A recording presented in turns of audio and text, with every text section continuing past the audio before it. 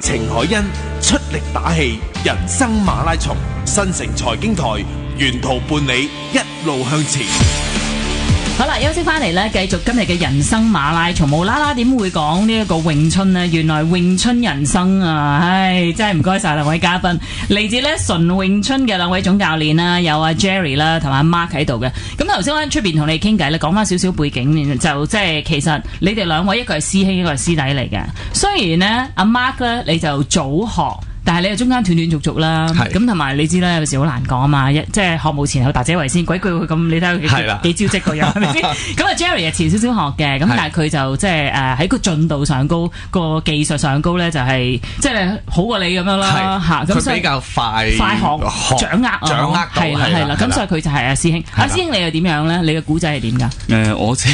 我古仔好簡單嘅啫，其實就係喺學校打交打輸咗，翻到屋企雨有雨眠咁屋企人話點解你咁啊？咁我打交打輸咗咯。咁跟住屋企其中有個親戚就係學功夫嘅，就係我叔嚟嘅。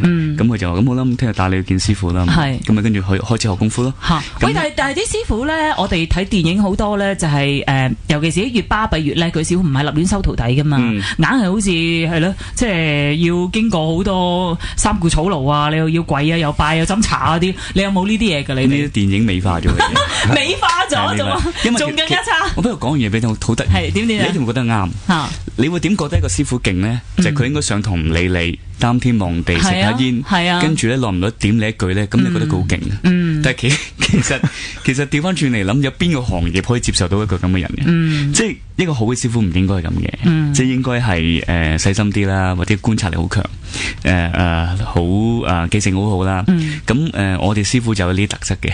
咁佢咧對每一個學生學到邊個進度咧，其實佢心裏有數。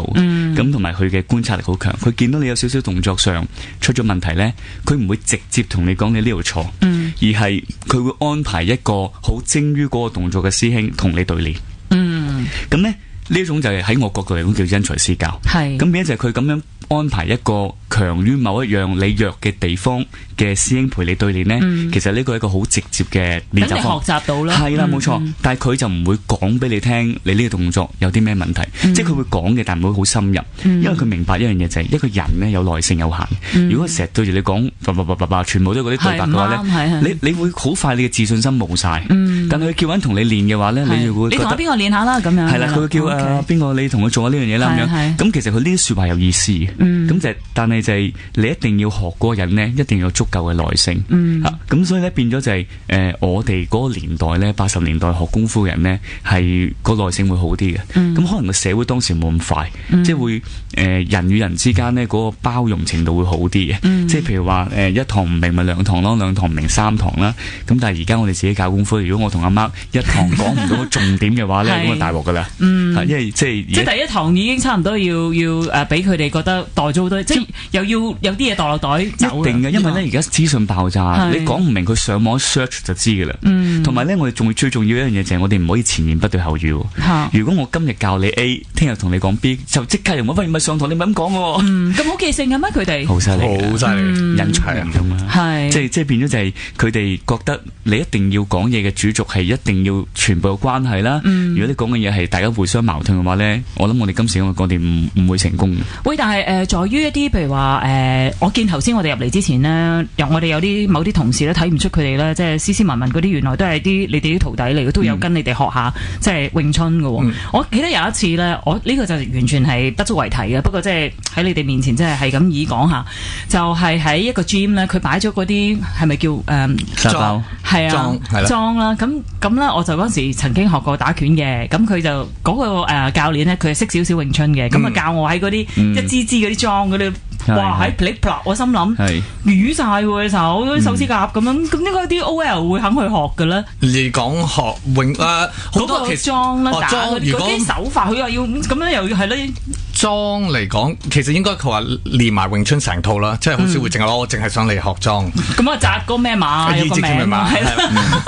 其實好多咧就問過佢哋嘅，尤其是女士啦，佢哋話其實以前已經好想學噶啦，但係就因為唔識啊，或者係唔熟啊，所以先唔知去邊度學。佢話不嬲都想學一套中國武術，所以佢哋先咁啱啱。其實我哋有少少唔同，就係佢哋上嚟我哋嗰邊嘅咧，我從來冇當佢係一個興趣班去教。好多上去嘅咧就係為咗一個興趣，譬如佢跟第啲學咗興趣班，其實興趣班啲人就會當佢你打得好唔好嘅，冇乜所謂，最緊要你交到學費，你開心咪得咯。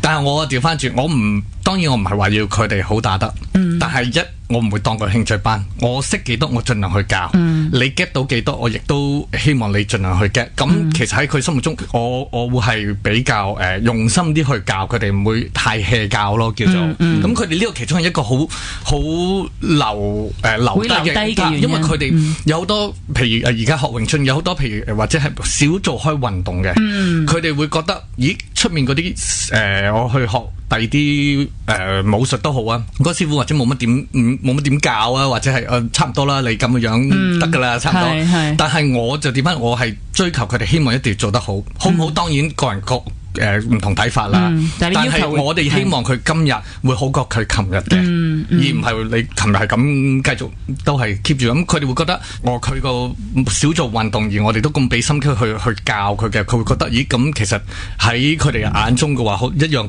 比較特別嘅嘢嚟嘅咯。阿媽講一樣好啱，我哋教學生咧就唔會將 A 同 B 大家比較嘅。我哋永遠都係話你同你自己比較就得噶啦。你今日叻過琴日咪得咯。因為始終咧客觀條件，你一個女性嘅話，你點練都唔會強過一個男性。咁如果你要將一個男性同一個女性比較就唔公平。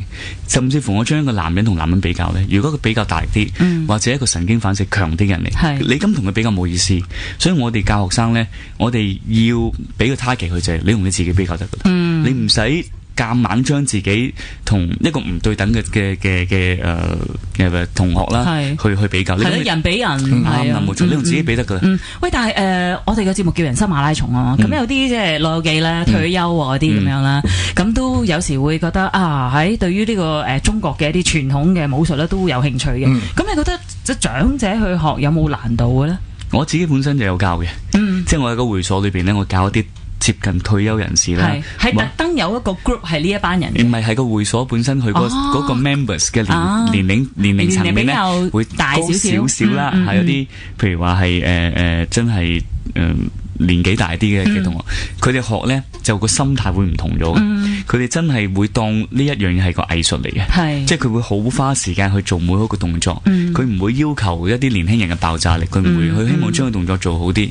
其實有時咧，我哋教武術教詠春啦，我哋都希望就係話你即使打唔到嘅話，我都希望你可以享受個學習嘅過程。咁學習嘅過程咧就係好睇，如果我哋 set 個standard 嚴格啲嘅話，其實佢做到嘅時候個 achievement 咧會令到佢開心噶嘛。即係我哋即係睇下你點教嘅啫。即係有啲人好明白，有啲人即係年紀譬如真係60-70歲嘅，佢都開始啲關節都已經彎彎地啦。你點要求佢做得好正確咧？咁所以我哋就會着重去學習嗰個過程，喺嗰度着墨多啲。點樣令到佢喺條件有限制嘅情況裏邊，你都可以做得好啲，都可以感受到。係啦，冇錯冇錯。其實武術咧，即係唔係話單一淨係要，即係唔係單一淨係話要你完成咗佢先至叫完成嘅，個過程都好重要噶嘛。總之係要好享受咯。冇錯，你唔享受你唔會嚟啦。梗係啦。好，咁啊，希望啲聽眾朋友今日聽完之後咧，對於即係呢一門嘅功夫藝術咧，興趣